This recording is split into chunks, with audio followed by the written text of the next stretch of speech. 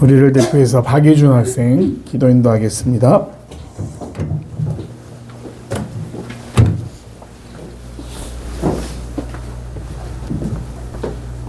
기도드리겠습니다. 하나님 아버지, 날씨가 점점 추워지는 와중에도 함께 모여 예배드릴 수 있게 해주셔서 감사드립니다. 지난 한 주 동안 하나님과 떨어져 있던 삶을 회개합니다. 앞으로는 모두 하나님과 가까워지고 말씀과 더욱 친해지는 저희가 되게 해주세요. 학생들도 공부와 자신의 할 일에 더욱 힘써서 원하는 결과를 이루도록 해주세요. 오늘 범사에 감사를 하시는 곡으로 특송하시는 샬롬 찬양대의 노래를 기쁘게 받아주시고 새 노래로 찬양하라 라는 제목으로 설교 말씀 전하시는 이현철 목사님의 말씀도 귀 기울여 듣게 해주세요. 모든 말씀 예수님의 이름으로 기도드렸습니다. 이 시간 우리 성찬 예식으로 하나님 앞에 나가도록 하겠습니다. 사랑하는 교회 여러분, 성찬은 예수 그리스도를 기념하며 예수님이 재림하시기까지 예수님의 죽음과 부활을 기념하는 예식입니다. 우리로 죄를 이기게 하시고 모든 고난에서 굳세게 하시며 믿음으로 세상을 살게 하시고 마음의 평안함과 영생의 소망을 확실하게 하는 유일한 예식입니다. 내가 너희에게 전한 것은 주께 받은 것이니 곧 주 예수께서 잡히시던 밤에 떡을 가지사 축사하시고 떼어 이르시되 이것은 너희를 위한 내 몸이니 이것을 행하여 나를 기념하라 하시고 식후에 또한 그와 같이 잔을 가지시고 이르시되 이 잔은 내 피로 세운 새 언약이니 이것을 행하여 마실 때마다 나를 기념하라 하셨으니 너희가 이 떡을 먹으며 이 잔을 마실 때마다 주의 죽으심을 그가 오실 때까지 전하는 것이니라. 그러므로 누구든지 주의 떡이나 잔을 합당하게 않게 먹고 마시는 자는 주의 몸과 피에 대하여 죄를 짓는 것이니라. 주께서 잡히시던 밤에 떡을 가지고 축사하시고 떼어 주셨습니다.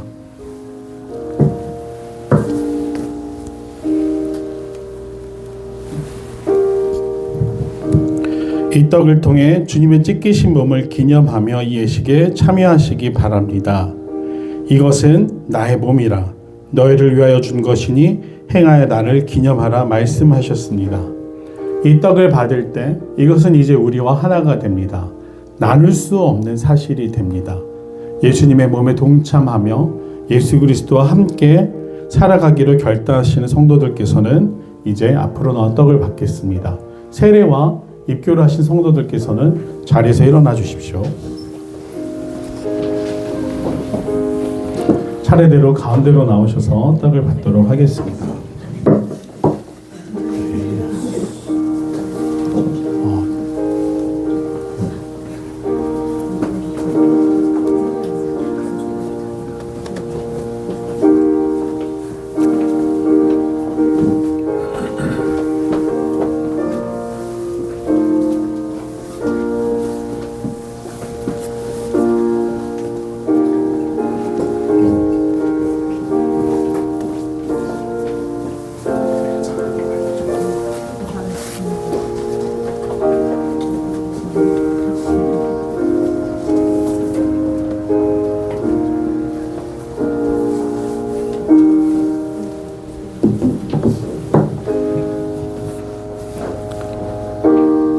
받으신 분들은 잠시 묵상으로 기도하시겠습니다.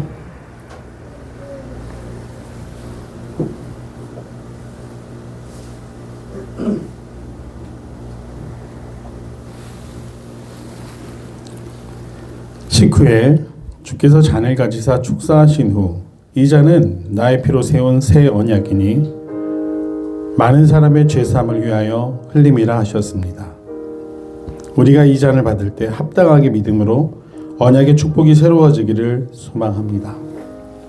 이제 떡을 받으신 분들은 나오셔서 잔을 받도록 하겠습니다.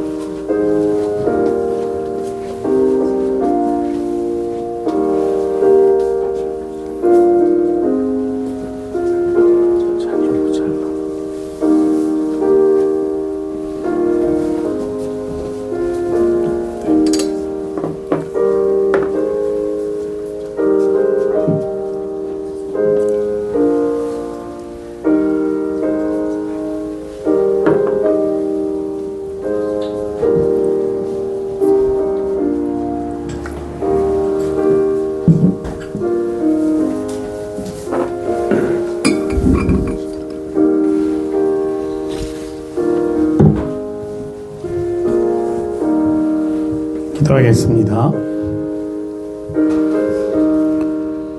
은혜자비가 풍성하시며 우리를 위하여 십자가 위에서 모든 고통을 감당하신 주님의 그 크신 사랑으로 인해 아버지 이 예식 우리에게 허락하여 주심을 감사드립니다.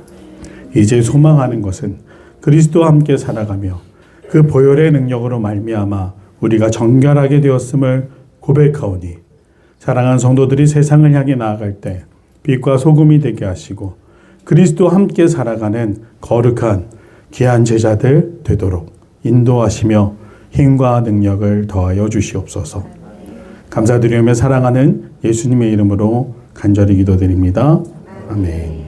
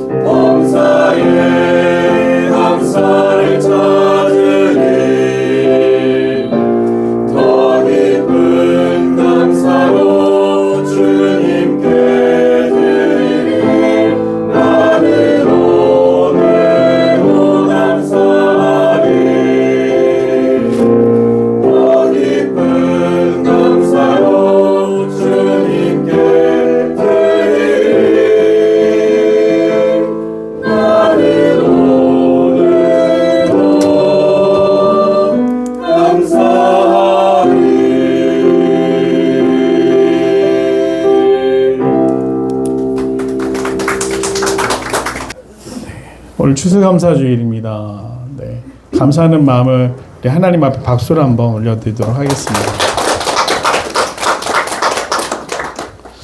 감사는 표현입니다. 감사를 하는 마음이 있는데 표현하지 않는다면 감사가 무슨 의미가 있겠습니까? 감사는 그 마음에 있는 것이 아니라 입으로 고백되어질 때, 표현할 때 비로소 의미가 있습니다. 오늘 제목이 새 노래로 찬양하라입니다. 우리는 하나님을 찬양하는 존재입니다. 찬양이 무엇입니까? 노래로 알고 계시겠지만 사실 찬양의 원래 의미는 칭찬입니다. 누군가 멋있다, 좋아 보인다, 고맙다, 잘한다 이렇게 말하는 것을 찬양한다라고 이야기하는 것이죠. 하나님이 어떤 일을 하셨는가, 무엇을 베풀어 주셨는가, 하나님이 하신 일들을 감사하는 마음으로 표현하는 것이 바로 찬양입니다. 거기에 곡조를 붙이면 찬양곡, 우리가 알고 있는 찬송가나 시스템이 되겠죠. 그래서 새 노래로 찬양한다라는 것, 우리가 즐거운 마음을 표현하며 하나님 앞에 나아간다라는 것, 그것이 바로 오늘 중요한 가장 핵심되는 내용입니다. 오늘 말씀을 보면 출애굽의 여정, 이스라엘이 430년 동안 이집트의 노예로 살다가 그곳에서 이제 독립해서 자신들에게 약속하셨던 땅을 찾아 나서는 40년의 기간을 우리가 출애굽이라고 하는데 그 출애굽 여정에 대해서 이야기를 하고 있습니다. 60만 넘는 사람들, 장정만 60만이었으니 추산 200만까지 되는 사람들이 이동을 하는데 정말 땡볕에 구름 하나 없이 걸어간다고 생각하시면 얼마나 힘들겠습니까? 이스라엘 지역은 낮의 기온이 섭씨 40도까지 올라갑니다. 우산도 없고 양산도 없고 오늘처럼 차를 타고 가는 것도 아니고 땡볕을 걸어가는데 하루 종일 걸어간다 쉽지 않은 일이죠. 그런 이스라엘을 위해서 하나님은 구름 기둥으로 함께 하셨다는 것은 마치 차양망처럼 이스라엘이 그늘 안에 걸으며 걸어갈 수 있게 하셨다는 것을 의미합니다. 세심한 하나님의 보호를 의미하는 것이죠. 밤에는 불기둥으로 인도하신다. 광야는 철저하게 암흑이 사로잡는 공간입니다. 어두움이 있는 공간입니다. 야생동물들이 있고 불이 없으면 또 극심한 추위, 거의 일교차가 40도에 육박하기 때문에 0도에서 4도, 5도 정도 되는 기온을 견딜 수가 없습니다. 그 노숙을 40년 동안 한다고 생각해 보십시오. 밤에 하나님이 불기둥을 허락하지 않으셨으면 이스라엘은 버틸 수 없을 것입니다. 그래서 오늘 노래하는 첫 번째 이유는 지켜주시는 하나님을 찬양하고 있습니다. 하나님께서는 우리 인생을 세심하게 들여보시고 살피시면서 지켜주시는 하나님입니다. 그 하나님을 감사할 줄 아는 귀한 성도들이 되기를 간절히 소망합니다. 두 번째로는 공급하시는 하나님을 찬양합니다. 그들이 만나와 메추라기를 먹었다라고 이야기를 하고 있는데 만나는 일방적인 우리가 잘 알고 있는 식물로 된 음식이었습니다. 하얗고 달콤하고 가시 같았다. 또 어떤 성경학자들은 완전 식품이어서 소화가 너무 잘 돼서 배변을 할 필요가 없었다. 생각해 보십시오. 200만이 넘는 사람들이 화장실 문제를 어떻게 해결했을까요? 그 문제가 해결이 되지 않으면 전염병이 돌았을 것이다 라고 하면서 그렇게까지 해석하는 사람도 있습니다. 그런데 중요한 것은 배변에 대한 이야기가 아니죠. 그 만나가 없었다고 한다면 이스라엘이 무엇을 먹을 수 있었을까요? 이 만나는 고유한 특징이 있습니다. 한 사람이 하루 먹을 분량만 거두게 하셨습니다. 욕심을 내서 더 가지면 썩어버렸습니다. 참 신기한 일이었죠. 완전한 하나님의 공급, 그러나 공평한 하나님의 공급을 의미하는 것이 만나였고 이 만나를 얻을 때 사람들은 노력하지 않았습니다. 주어진 걸 거두어 담기만 하면 됐습니다. 만약 그들이 생존하는데 자신들의 사냥 능력이나 혹은 다른 사람들을 약탈하면서 계속해서 행군을 이어나갔다라고 한다면 이스라엘의 출애굽 여정, 즉 하나님이 약속하신 땅으로 가는 여정은 피해 여정이었을 것입니다. 그러나 하나님은 그렇게 하지 않으셨습니다. 전적인 하나님의 공급하심을 통해서 그들로 하여금 안심하고 만족하게 하셨다. 우리가 살아가면서 겪게 되는 가장 큰 어려움이 무엇입니까? 바로 이 물질에 대한 부분입니다. 당장 내 시중에 돈이 없다라고 생각한다면 얼마나 암담하겠습니까? 내일을 바라보는데 왜 그렇게 열심히 돈을 벌고 저축하고 또 재테크를 하고 계획을 세울까요? 사실은 두려움 때문입니다. 이것이 없으면 살 수 없다라는 생각 때문이죠. 그러나 이스라엘은 전적으로 하나님께 의지하고 맡길 수밖에 없었고 하나님께서는 40년 동안 한 번도 이스라엘을 실망시키지 않으셨습니다. 이 만나가 언제 끝나는 줄 아십니까? 약속하신 그 약속의 땅 가나안에 들어가서 처음으로 소산을 거두었을 때 만나가 끝납니다. 하나님은 끝까지 그들을 책임지셨습니다. 또 고기가 먹고 싶다고 불평하자 어떻게 하십니까? 메추라기를 보내주셨어요. 얼마나 사람들이 급했는지 정말 그냥 잡아서 막 구워가지고 뼈까지 남기지 않고 다 삼킬 정도로 굉장히 즐거워했습니다. 이마저도 나중에 되면 지겹다라고 불평을 하게 되지만 중요한 것은 하나님의 전적인 공급하심이 있었고 그것이 바로 이스라엘로 하여금 약속의 땅까지 걸어갈 수 있도록 베풀어 주시는 은혜였다라는 것이죠. 세 번째는 마르지 않는 샘물로 목을 축여주신 하나님입니다.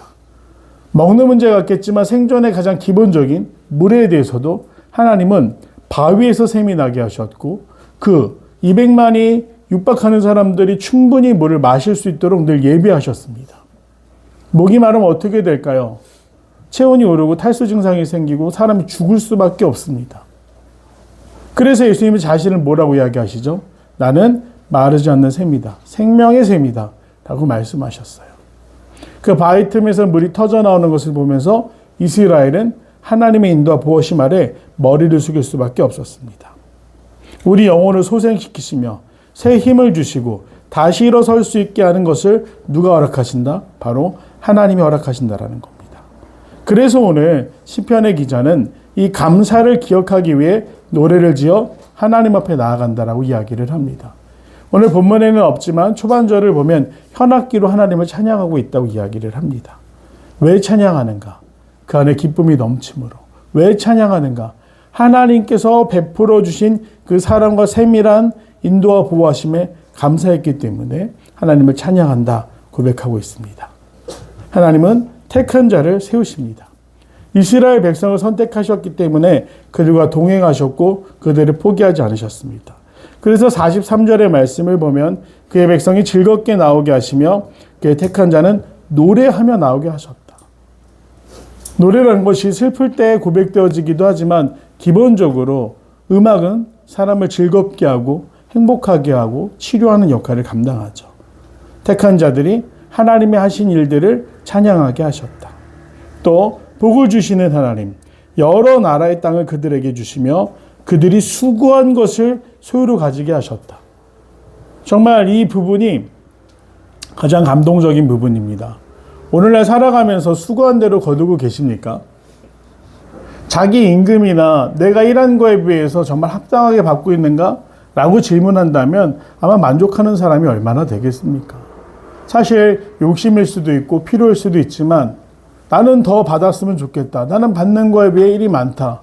아마 직급이 낮고 젊을수록 그런 생각들을 더 많이 할 것입니다. 이 땅은 열심히 살아간다라고 열심히 살아간 만큼의 대가를 우리에게 주지 않습니다. 제가 재수를 하는데 정신이 번쩍 들었던 말을 그 재수를 할 때 학원 선생님께 들었었습니다. 뭐라고 말씀하셨냐면 니들이 세상에 나가봐라. 니들이 수고한 대로 노력한 대로 평가해 주는 줄 아냐. 니들이 열만큼 노력하면 가지고 갈 수 있는 건 많아야 5, 6이다.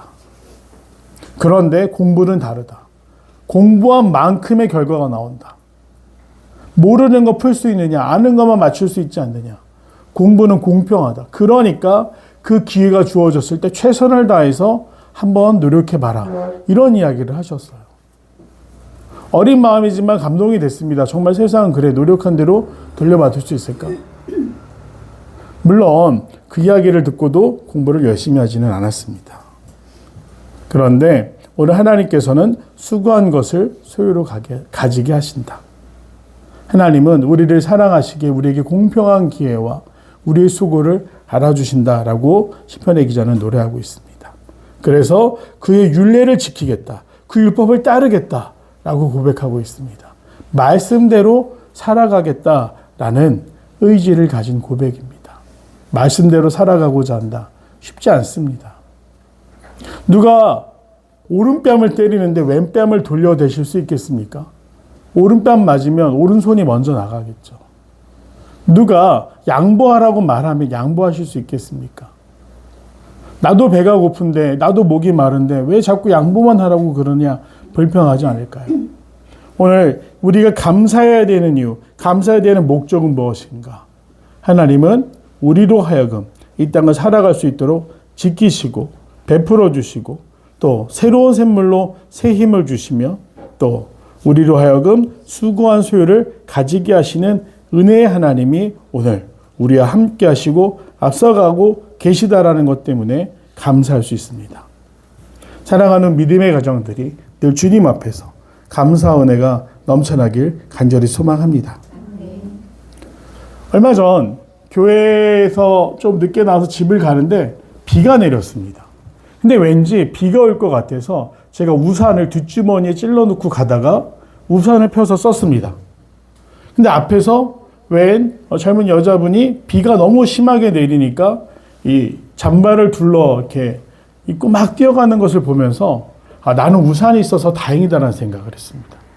그런데 쓱 옆에 차가 지나가는 겁니다. 순간 그런 생각을 했죠. 차를 탄 사람은 얼마나 좋을까. 그 우산을 쓰지 못하고 뛰어가는 사람은 우산 쓸 사람이 부러웠을 거고요. 우산을 쓰고 가는 사람은 차를 타고 가는 사람이 부럽습니다. 반대로 얘기해 보면 나는 우산이 있어서 감사할 수 있었고 차에 탄 사람은 차에 타서 감사할 수 있었고 그 사람도 무언가 비를 피할 수 있는 것이 있어서 감사할 수 있었다. 뭐 그런 생각을 역으로 한번 해봤습니다. 감사는 상황이 되기 때문에 하는 것이 아니라 우리의 결정으로 이루어지는 것이라는 걸 기억하시면서 하나님께 늘 감사하시면서 주신 은혜들을 뒤돌아볼 때 만족하고 또 내일을 희망과 또 하나님의 인도하심을 기대하는 마음으로 살아갈 수 있는 더 필그림 교회 귀한 성도들이 되시기를 간절히 소망합니다. 오늘은 찬양대회가 바로 이어서 있어서 설교는 여기까지입니다. 그래서 가지 마시고 준비한 정말 은혜로운 시간들 함께 우리가 자리를 지켜갔으면 좋겠습니다. 기도하겠습니다. 은혜로우신 아버지 하나님 감사합니다. 주님 정말로 모든 것이 감사합니다. 돌아보건대 나의 힘, 나의 능력이 아니었음을 고백하며 이제 내가 걸어갈 길들도 살아갈 날들도 인도하시고 지키실 하나님의 은혜를 기대합니다. 이 감사절을 통해 우리가 결정하고 또 고백하며 이루어가기를 소망하오니 주님 끝까지 동행하여 주시옵소서. 감사드리며 사랑하는 예수님의 이름으로 간절히 기도드립니다. 아멘.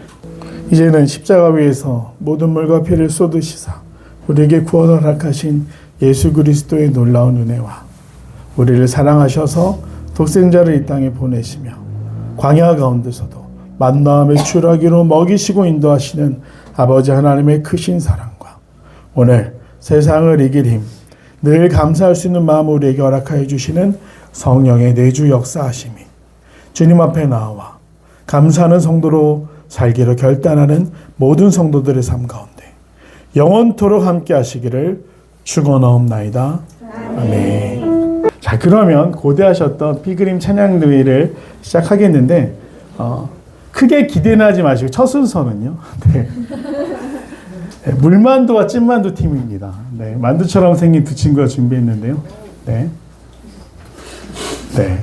우리 하나님께 귀한 찬양 올려드리고 박수로 맞아주시면 감사하겠습니다.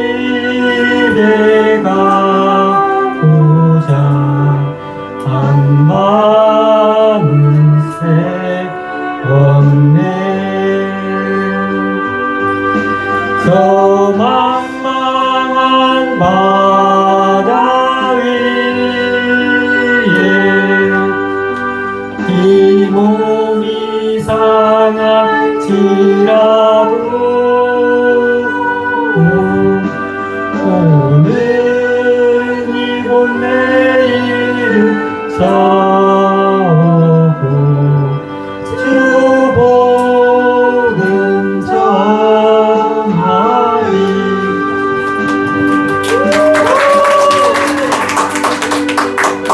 나의 갈 길 가라로 저 동산에서 편히 쉴게.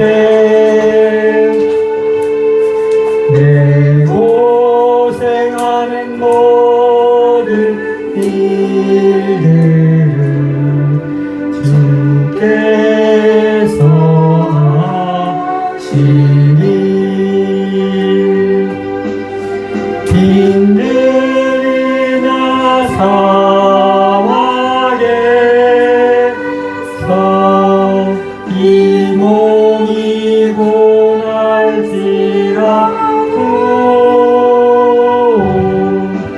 오늘 주 예수 날 사랑하사 날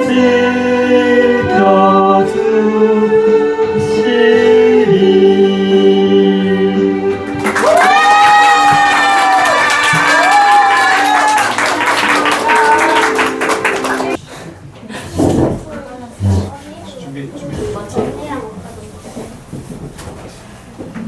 하나님 우리가 주님의 뒤를 쫓습니다. 할렐루야.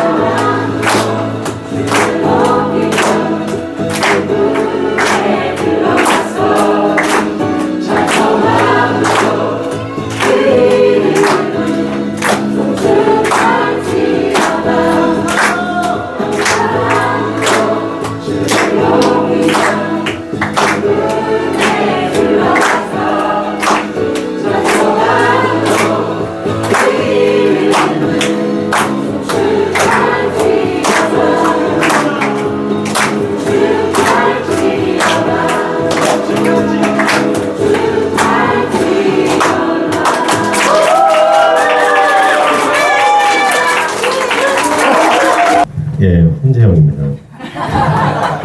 사회에서 회식 같은 거 할 때 분위기 막 부를 때 갑자기 발라드 분위기 가라앉히는 저희가 그런 역할입니다.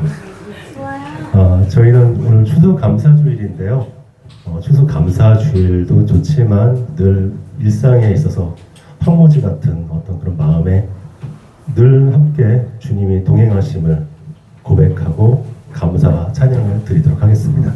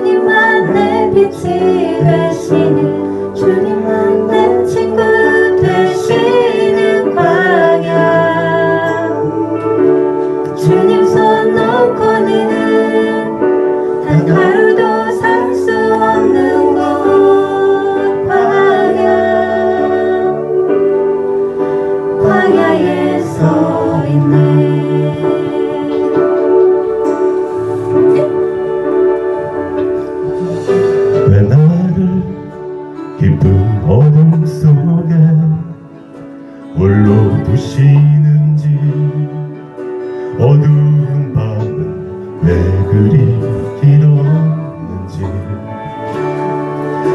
나를 고독하게 나를 낮아지게 세상 어디도 기댈 곳이 없게 하셨네.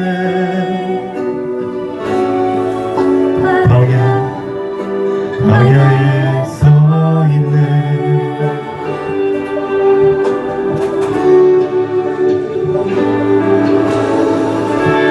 주님만 내 도움이 되시고 주님만 내 빛이 되시는 주님만 내 친구 되시는 광야.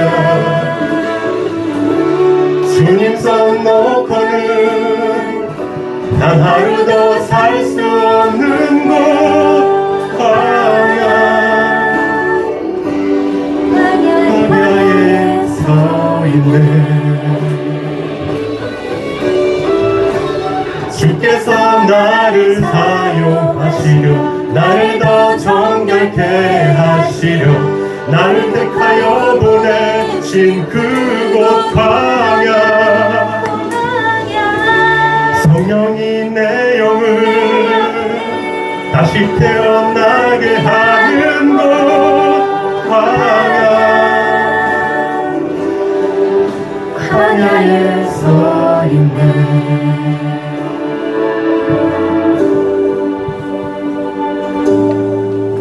내 작은 산산이 깨지고 높아지려 했던 내 꿈들도 주님 앞에 내려놓고 오직 주님 뜻만 이루어지기를 나를 통해 주님만 드러나시기를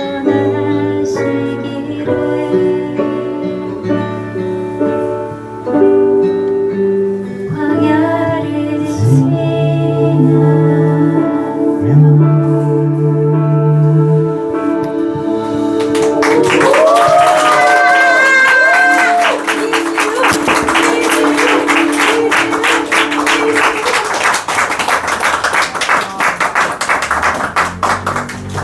영부가 사전입니다. 너무 내려온 찬양 감사합니다. 상품에 욕심을 내서 몰라. 상품에. 마지막은 더 필그림 교회 비주얼을 담당하는 이만한 자매가 일본처럼 아리따게 플룻을 하나님께 찬양으로 드리도록 하겠습니다.